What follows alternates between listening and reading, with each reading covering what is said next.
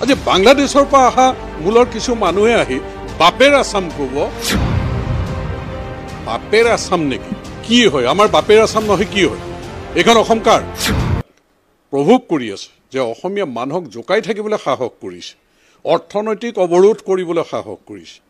এতিয়া যিটো গুণ বাপেৰ আছাম নেকি? কি হয়? আমাৰ বাপেৰ আছাম নহয় কি হয়? এইখন অসম কাৰ? আমাৰ ককা দেউতা আজু ককা এইবিলাকে ইয়াত তেজ থকা এইখন অসম নহয় নেকি? আজি বাংলাদেশৰ পৰা অহা মূলৰ কিছু মানুহে আহি বাপেৰ আছাম ক'ব আৰু অসমীয়া মানুহে সহ্য কৰি থাকিব। এই কথাটো তেওঁলোকে লিমিট ক্ৰছ কৰিছে।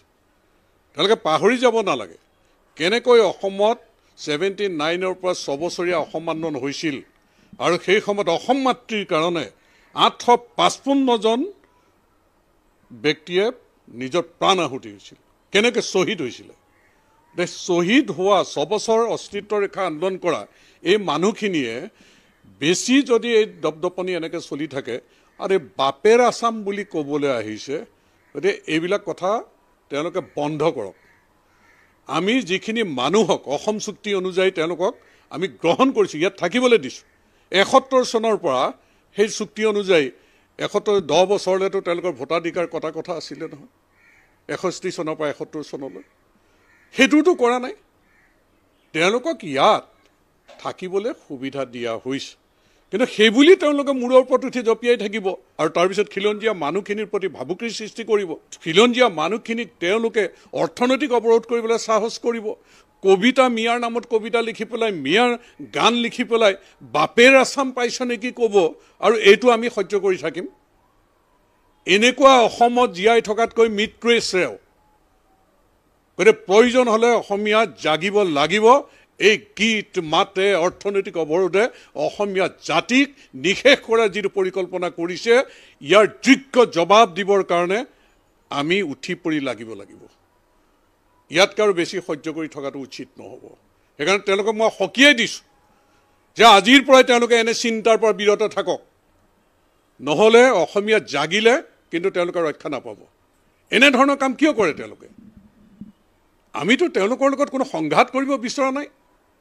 আমিতো তেওঁলোকৰ লগত আমি মিলিজুলি এটা পৰিৱেশ গঢ়ি পেলাই আছোঁ। ইয়াত আমাৰ জেগাবিলাকততো কোনো সংঘাত নাই এতিয়া।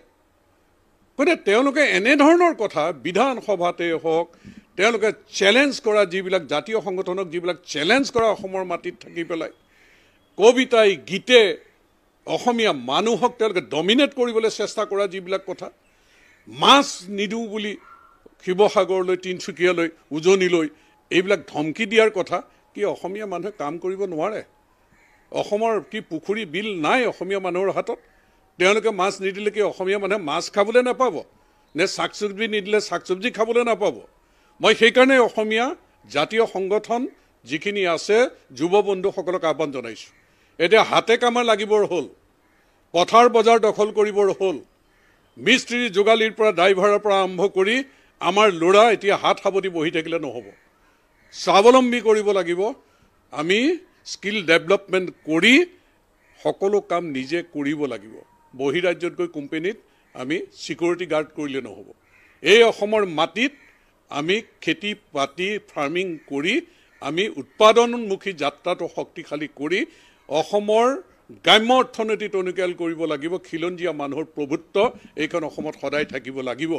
কৃষি প্ৰধান ৰাজ্যখনত কৃষি কৰ্ম এৰিলে, ফাৰ্মিং এৰিলে, পথাৰ বজাৰ এৰিলে অসমীয়া জাতি, এই যে ভূপেন হাজৰিকাই গাই থৈ গৈছে, আমি অসমীয়া নহওঁ দুখীয়া বুলি ৰসৰাজ লক্ষ্মীনাথ বেজবৰুৱাই, কিহৰ দুখীয়া হ'ম?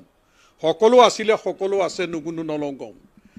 ভূপেন হাজৰিকাই কৈ থৈ গৈছে আমি অসমীয়া নহওঁ দুখীয়া বুলি সান্তনা লভিলে নহ'ব। আজিৰ অসমীয়াই নিজক নিচিলিলে অসম ৰসাতলে যাব। গতিকে ৰসাতলে আমি যোৱাত কেতিয়াও এই কথা আমি হ'বলৈ দিব নালাগে। মুখ্যমন্ত্ৰী ডাঙৰীয়াক জনোৱা হৈছে যে এই ধৰণৰ উত্তেজনাৰ কথা কৈ যিবিলাক পৰিৱেশ সৃষ্টি কৰি আছে, তেওঁলোকে কথাৰে গীতেৰে অৰ্থনৈতিক অৱৰোধেৰে ই কিন্তু সংঘাতৰ পৰিৱেশলৈ নি আছে। গতিকে এটা সময় আহিব আচলতে আউট অফ কণ্ট্ৰল হৈ যাব। গতিকে সময় থাকোঁতেই এই কথাবিলাকৰ আইনগতভাৱে ব্যৱস্থা গ্ৰহণ কৰাটো চৰকাৰৰ এটা নৈতিক দায়িত্ব।